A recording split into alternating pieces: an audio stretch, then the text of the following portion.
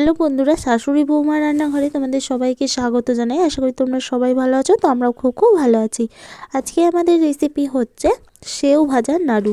তো সেও ভাজার নাড়ু বানানোর জন্য সবার প্রথমে আমি এখানে পরিমাণ মতো বেসন নিয়েছি। তারপরে এখানে দেখো স্বাদ মতো লবণ দিয়ে দিয়েছি। দিয়ে ভালো করে মিক্স করে নেওয়ার পর এখানে অল্প জল দিয়ে মেখে নিতে হবে। তো ঠিক যেভাবে আমরা রেগুলারে আটা ময়দা মেখে থাকি, ঠিক সেইভাবেই অল্প অল্প জল দিয়ে বেসনটা মেখে নিতে হবে। এবার আমি এখানে 20 থেকে 15 মিনিট মতো ঢাকা দিয়ে রাখবো। তো দেখো 15 মিনিট পর ঢাকাটা খুলে নেওয়ার পর দেখো কতটা সফট আর নরমভাবে মাখা হয়েছে বন্ধুরা, তোমাদের বলে বোঝাতে পারবো না। তো এবার চলো দেখা যাক গ্যাস জ্বালায়। তো দেখো গ্যাস জ্বালানোর পর এখানে আমি কড়া বসিয়ে দিয়েছি। কড়াই দিয়ে দিচ্ছি পরিমাণ মতো সাদা তেল। তেল গরম হয়ে গেলে এখানে দেখো ঘষানি করে ঠিক এভাবে ঘষে দেবো। ঠিক যেভাবে আমরা দোকানের ঝুরি ভাজা কাটি ভাজা খেয়ে থাকি, তো ঠিক সেইভাবে কিন্তু আজকে এই সেও ভাজাটা বানাবো।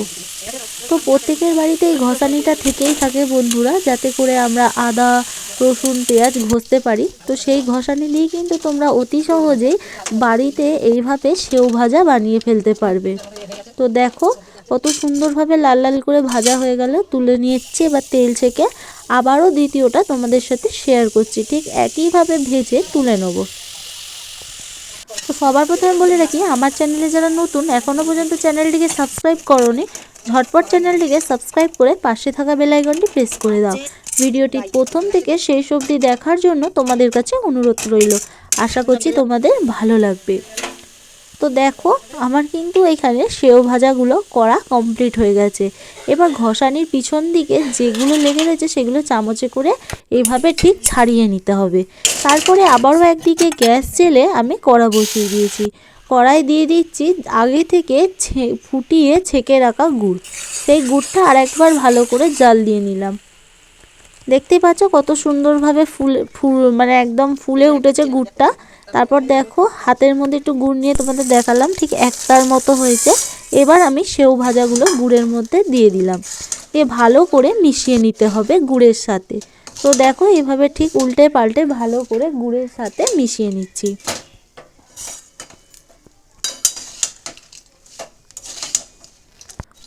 তো কারা কারা এরকম মিষ্টি রেসিপি খেতে পছন্দ করো তারা কিন্তু প্লিজ কমেন্টে আমাকে জানাবে। তো দেখো ঠিক এইভাবে হাতে তালুতে নিয়ে গোল গোল পাকিয়ে এইভাবে ঠিক নাড়ুর মতো তৈরি করে নিতে হবে। এভাবেই কিন্তু আমি প্রত্যেকটা সেও ভাজার নাড়ু তৈরি করে নেব। এই নাড়ুটা কিন্তু বন্ধুরা তোমাদের বাড়ির বাচ্চা বড় সবাই কিন্তু খেয়ে প্রশংসা করবে। খেতে কিন্তু খুবই অসাধারণ আর দুর্দান্ত হয় বন্ধুরা। এটা কিন্তু নিরামিষই, যেহেতু এটা কিন্তু একটা মিষ্টির রেসিপি, তাই তোমরা তোমাদের বাড়ির ঠাকুরকে ভোগ করেও দিতে পারো। তো দেখো এইভাবেই কিন্তু আজকের রেসিপিটা আমি তোমাদের সাথে শেয়ার করলাম। যদি আজকের আমার রেসিপির ভিডিওটা তোমাদের ভালো লেগে থাকে, একটা like comment share and subscribe করে দিও। তো দেখো কত সুন্দর দেখতে হয়েছে।